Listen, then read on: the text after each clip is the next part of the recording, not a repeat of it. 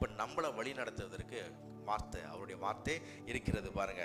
அந்த வார்த்தையை கனம் பண்ணணும், அந்த வார்த்தையை நம்ம ஏற்றுக்கொள்ளணும். இதுதான்.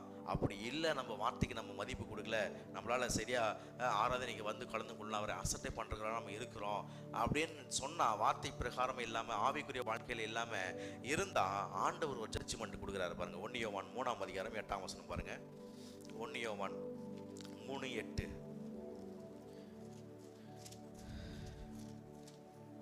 1 யோவான் 3:8. பாவம் செய்கிறவன் பிசாசினால் உண்டாகிறான். பார்த்தீங்களா?